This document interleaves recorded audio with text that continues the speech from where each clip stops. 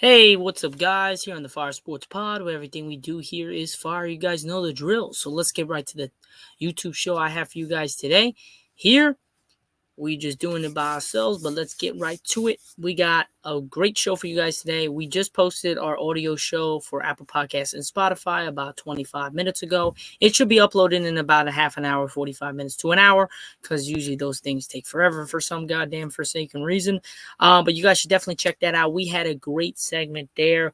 We talked about the Draymond Green situation. We talked about Shohei Ohtani signing. We also hit up Cam Newton's ridiculous remarks about Dak Prescott, Tua Tagovailoa, Brock Purdy, and Jared Goff as them being game managers and not game changers. We definitely took a deep dive into that, so just go check that out. But for today, on our YouTube show here on the Fire Sports Pod, I'm your host, Zach Jackson. Let's get right to the show.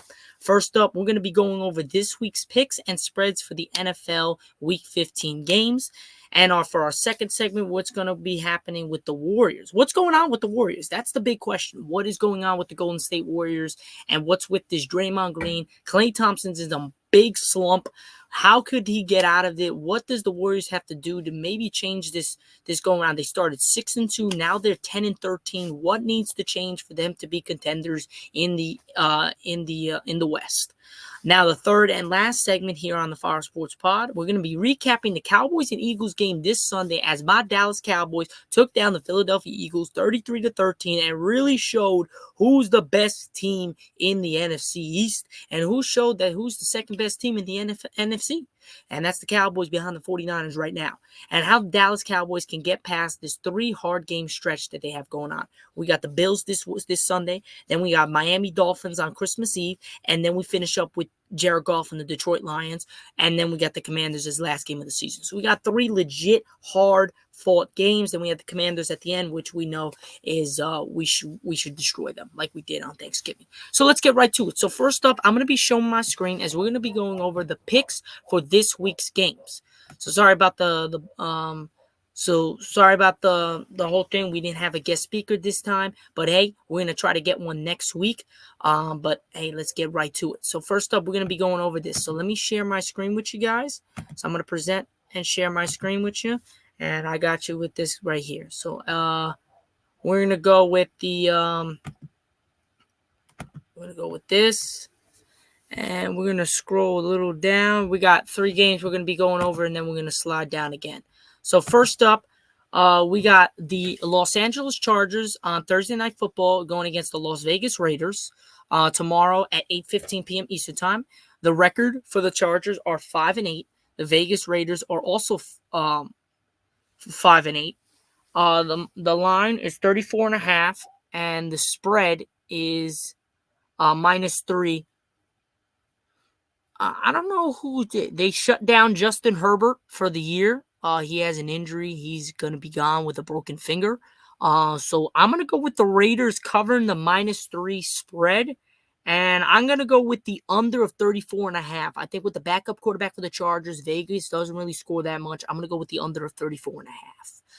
Then on Saturday, we got game Saturday now, December 16th, 1 p.m. Eastern Time. We got the Minnesota Vikings taking on the Cincinnati Bengals. This is going to be a really good game.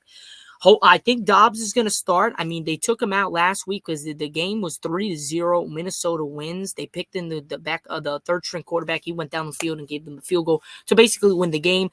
I think Cincinnati's going to take this. It's a 40.5 line. Both teams are 7-6. Basically, for the NFC and AFC, they're both fighting for a playoff spot. I'm going to take the Bengals with the win. I like the way Burning is playing, the backup quarterback from Cincinnati, in for Joe Burrow. I like how he's playing. I'm going to take the Bengals covering the -3, and I'm going to take the over of 40.5. I'm going to take the over 40. I think this is going to be a high-scoring game. I think it's going to be a high-scoring game for both teams.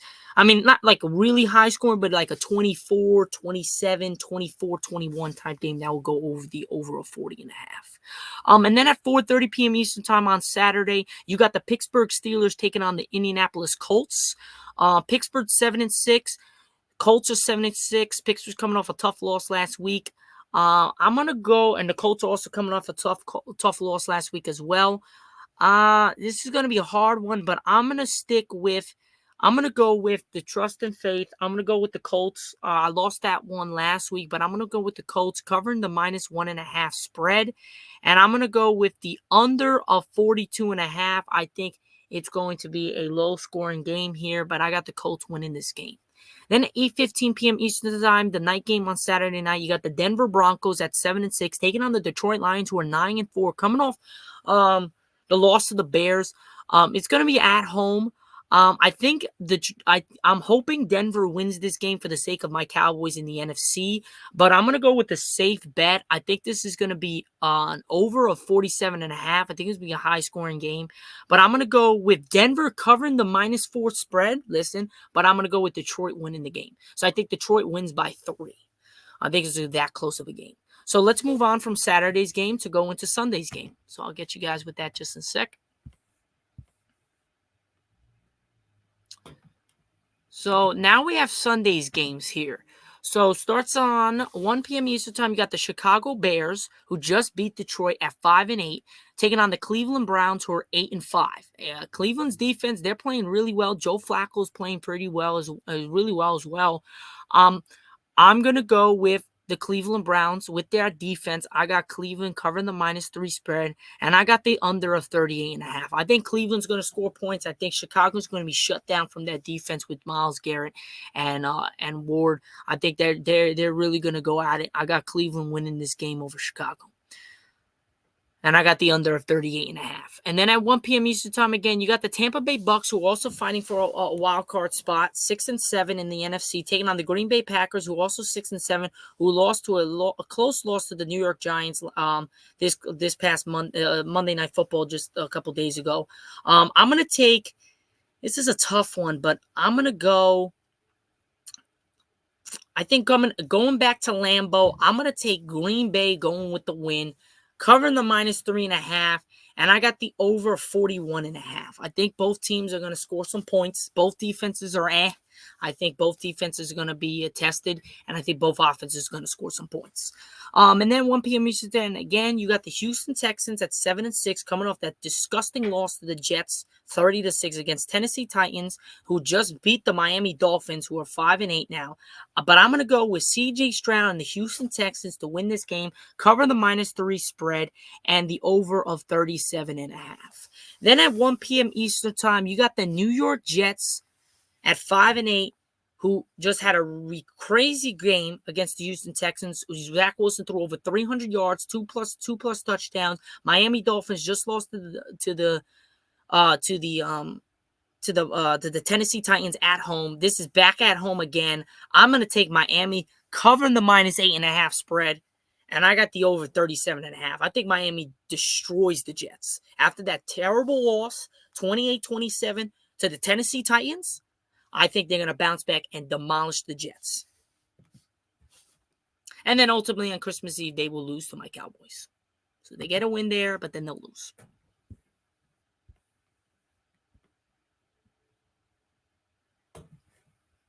Okay, so now we're going to be moving to the other games. At 1 p.m. Eastern Time, you got the Kansas City Chiefs that are coming off some really tough losses. They're 8-5 right now against New England, who's 3-10. We all know what's going to happen. After Kansas City's loss against Buffalo, 20-17, and the way they lost, they're going to come out firing. Kansas City's going to blow the doors off New England, and they're going to cover that -8 spread, and it's going to be the over of 37.5. So that's what I'm going with. I think it's going to be the over of 37.5, and I got them covering the -8 spread. Then you got the New York Football Giants at 5-8, who just beat the Packers. They're on a really good streak with Tommy DeVito, but I think that it ends at New Orleans. I'm going to take, for our sake, for the Cowboys' sake, we would want the Giants to beat the Saints, but I just can't. I can't deal with these Giants and them winning games. And then what if they run the table and then they squeak it? Oh, we're this good, we're that good. I don't want to hear that crap. So I'm gonna go as Saints at home. I got the Saints winning this game. I got them covering the -6.5 spread, and I got the over of 38.5. Then at 1 p.m. Eastern time, you got the Atlanta Falcons at 6-7, who's also fighting for a wild card spot against the worst team in the NFL with the 1-12 Carolina Panthers. I'm going to take Atlanta covering the -3 spread and the under of 34.5. Then the Washington Commanders at 4:05 are 4-9, taking on the Los Angeles Rams, who are 6-7. I'm going to go with the upset here. I'm going to go with the under.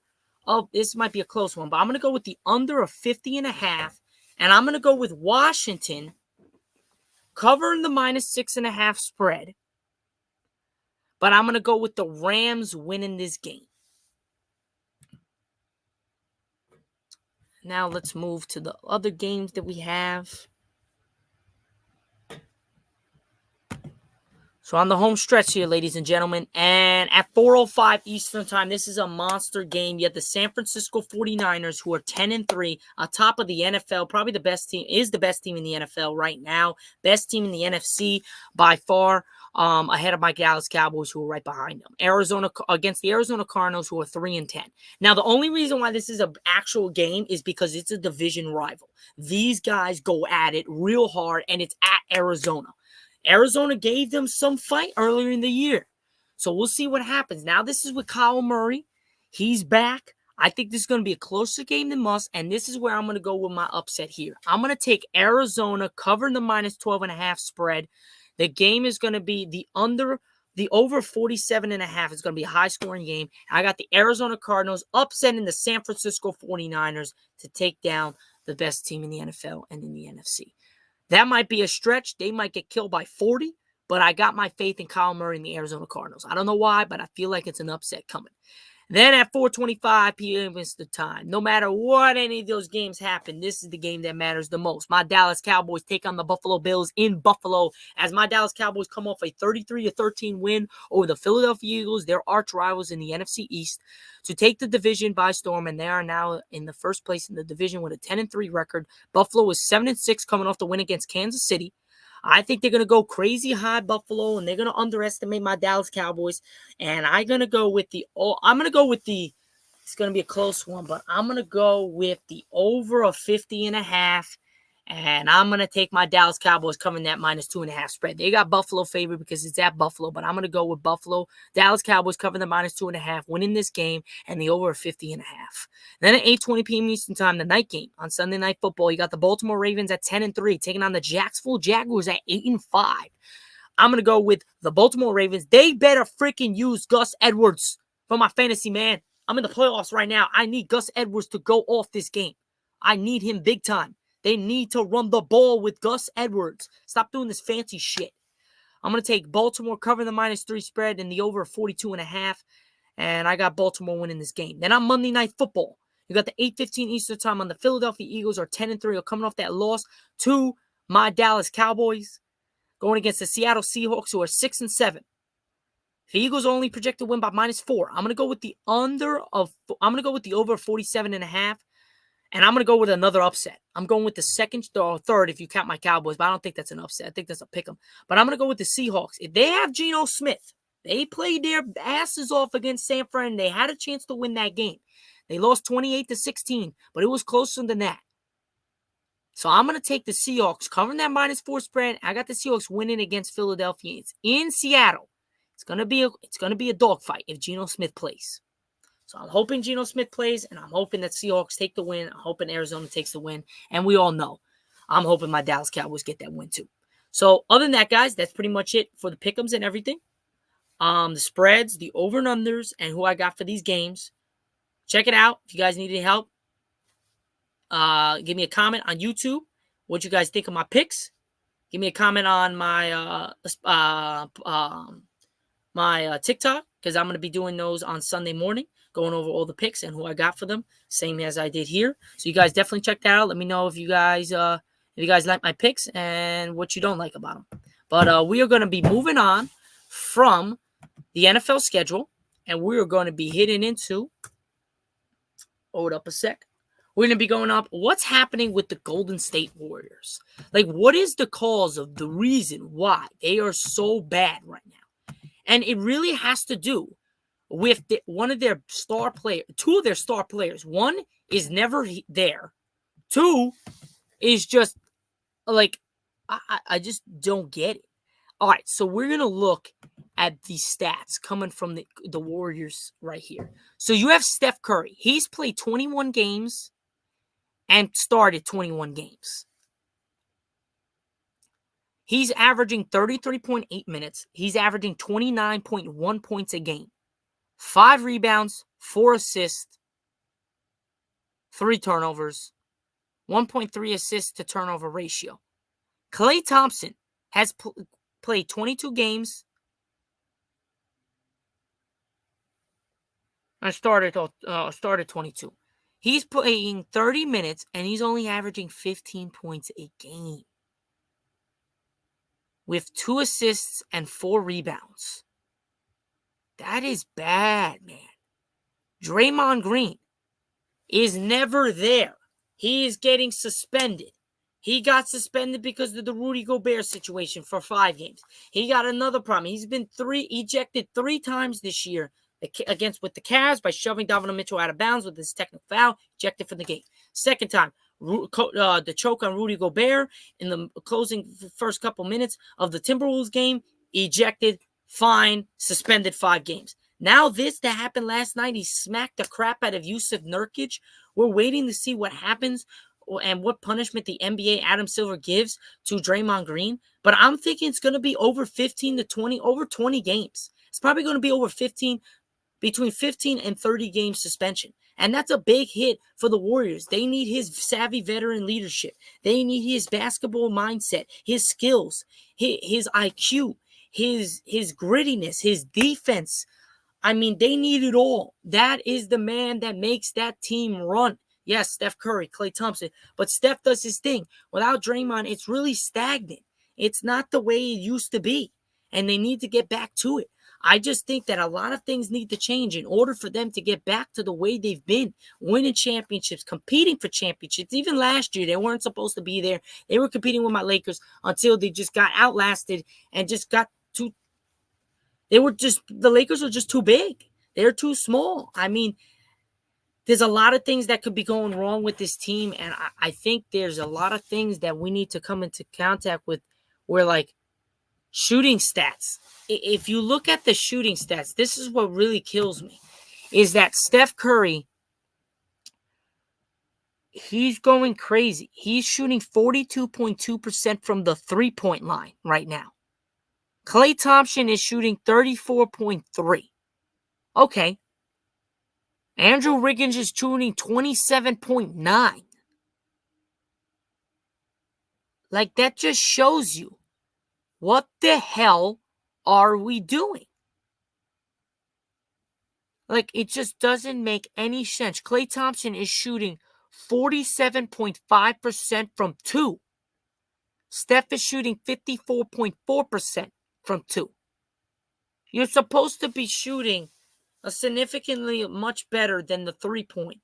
And Klay Thompson is just not getting it out. He's making 5 field goals out of 13 field goals attempted. Made 5, attempting 13. Field goal percentage of a 39.7% in total.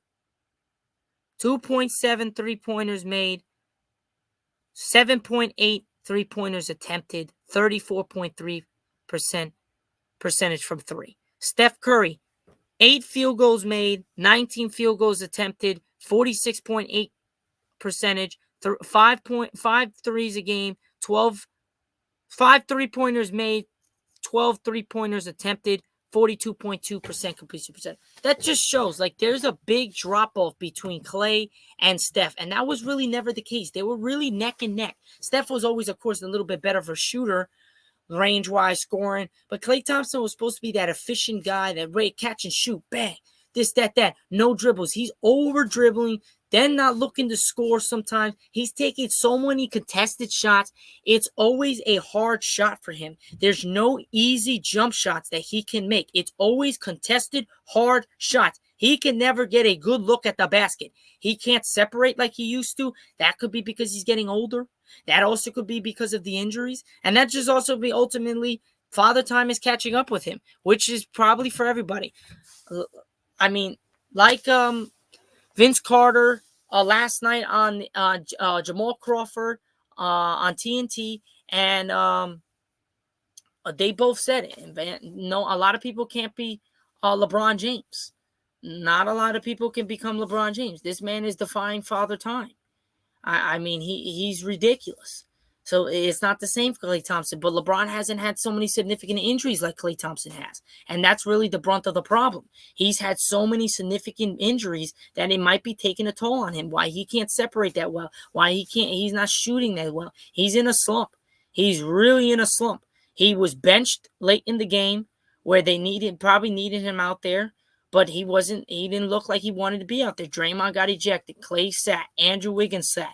They had a rookie in there closing. They had Kuminga closing. I mean, they had Sarge closing. They had Steph. And I believe that was it. And then one other guy. But other than that, I mean, what are we doing? Like that, Klay Thompson, Andrew Wiggins should be ending the game. Starting and ending the game. Not starting the game, being benched in basically the fourth quarter or the end of the game, where you really need that shooting and that defense the most. And Klay Thompson can't defend like he used to. He used to be, at least if he's not scoring, he's defending. But he used to be able to do both. Now he can barely do either of them. So that's a big, big problem for the Warriors, and that's got to be changed if they want to compete for a championship this year and for the years to come. And that might be from the GM, the general managers, the owner, trying to stay with the same core: Draymond, Klay, Steph. It might have to be time to break them up because it's looking like Draymond can't stay on the floor because of his on the court issues. Klay Thompson can't give you the day in, day out defense scoring. And Steph can't do it all, man. He's aging as well. He's going crazy still, but he's aging, man. He's got to need help. And it's crazy to say, but Steph Curry, the best shooter on the planet, can't do everything. He can once in a while win you games, but he can't do it every night, on every day. Even LeBron James can't do it. So it's just showing you, like, these guys, man, they're defying father time. LeBron's defying father time. Steph's going to be probably defying father time, but they're going to need help. And both teams, the Lakers and the Warriors, need to get some things going. Warriors the most, but the Lakers got some questions as well. But we'll get into that another podcast, another time on another podcast. But moving from there, we're going to go into our last segment here on the Fire Sports Pod, where everything we do here is fire. We're going to go into recapping this Cowboys and Eagles matchup that happened this Sunday night, and where my Cowboys just absolutely demolished the Eagles 33-13. So let's get right to it. Hold up, guys. Give me a second.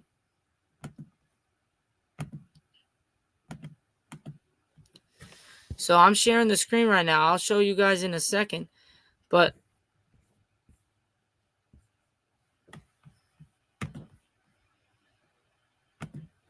it just shows by far. They're saying it there. 33-13. You can see it right there.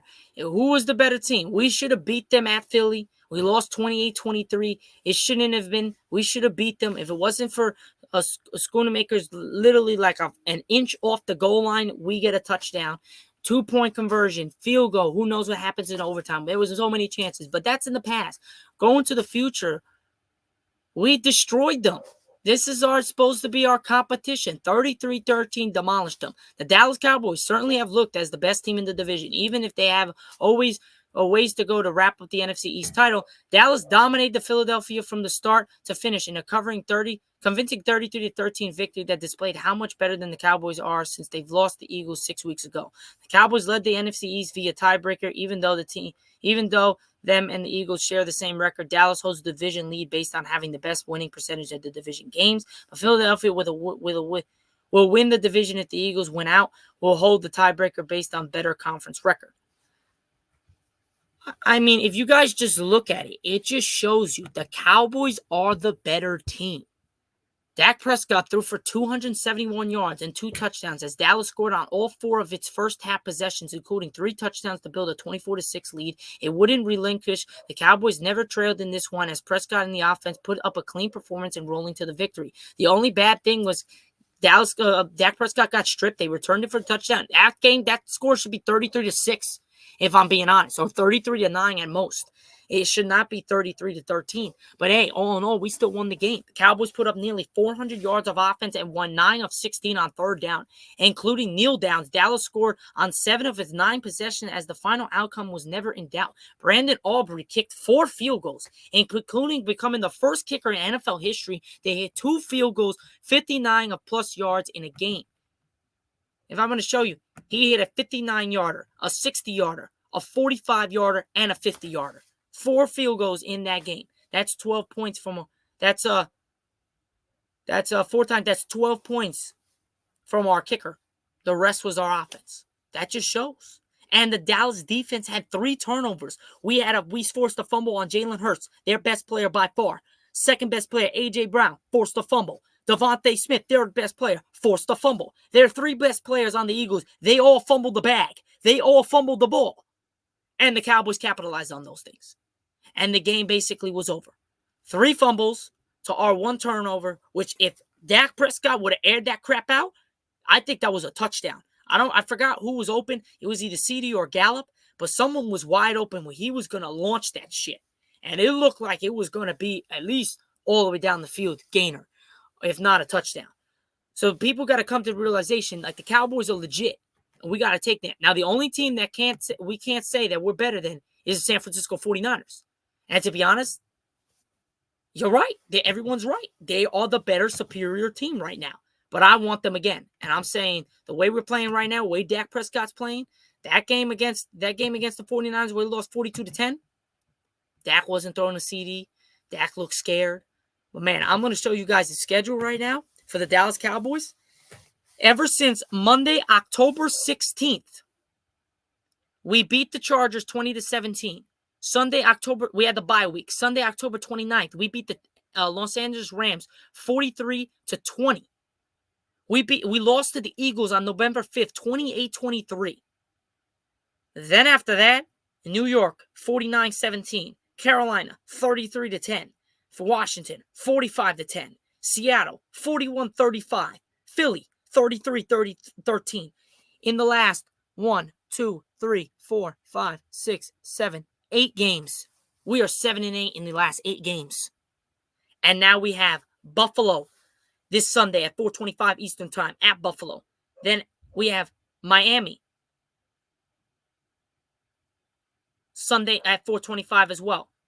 So if it's just looking like we got a chance, then we got Detroit home 8:15 p.m. Eastern Time on ESPN. Then we got Washington. I'm going with a win against Buffalo. If we're gonna lose any game, I think it's gonna be against Miami. But the way they played against Tennessee, I don't see us losing to that. Especially the way the Tua's played. He's played absolutely really not as well as he was in the beginning of the season.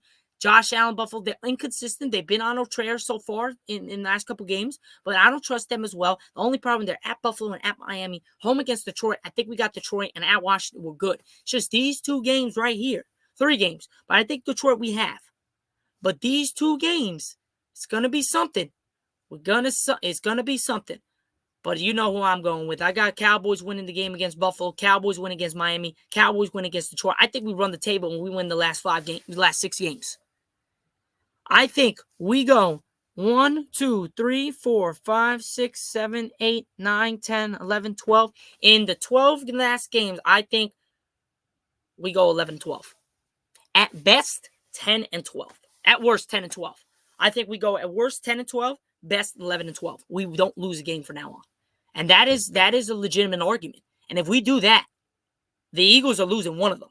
They either lose in Seattle. I think they got the Giants twice and the Cardinals and Seattle. It's going to be rough to have them lose a game, but if they're going to lose one game, it's got to be against Seattle, I think. I don't think they're going to drop 3 straight, losing at San Fran, Dallas, and Seattle, but you never know. It's in Seattle, so a lot of things can happen. But to finish off our show, we're just going to be going over the playoff picture. So I'm going to just share my screen quick second, and then that will be it for my Fire Sports Pod. So right here, we got the playoff picture. We got AFC in the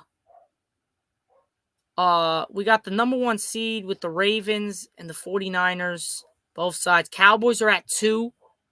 Lions are at 3. Bucks are at 4. Eagles are at 5. They dropped 4 spots with the loss to Dallas. Vikings are at 6. Packers are at 7. On the bubble are the Rams at 8. Seahawks at 9. Falcons at 10. 11s are Saints. Giants are 12. Bears are 13. Washington's 14. 15 are the Cardinals. Then with the AFC, you have the Ravens at 1. Dolphins at 2. Chiefs at 3.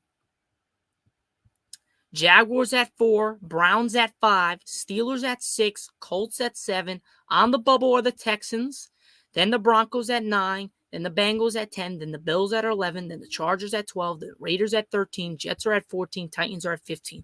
The people that are eliminated from playoff contention are the Carolina Panthers and the New England Patriots. No shame in that. New England is 3-10 and Carolina's 1-12. That just shows you.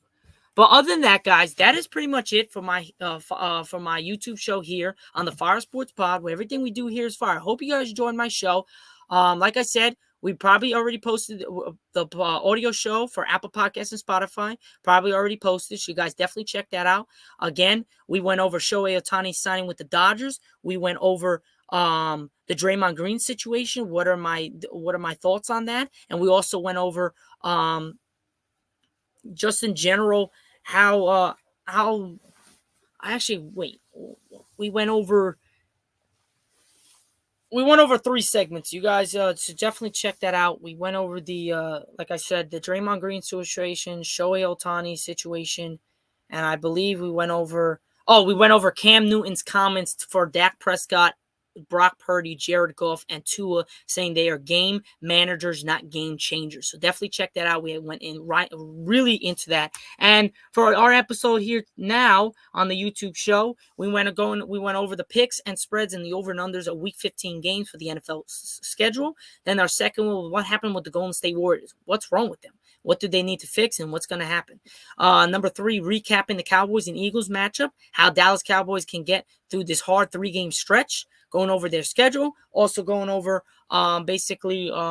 going over the playoff picture for both the AFC and NFC. So definitely check that out, guys. Hope you guys enjoy my show. I'm your host, Zach Jackson, here on the Fire Sports Pod, where everything we do here is fire. Enjoy the rest of your night. I'll catch you guys next week between this slot, between 3 and 7. It's going to be now 3 and 7. Between this slot of 3 and 7, I'll catch you guys here on our YouTube show on the Fire Sports Pod. Definitely check out my audio show on the Apple Podcasts and Spotify. Peace out. Have a good rest of your week and enjoy the weekend of football. Peace out, guys.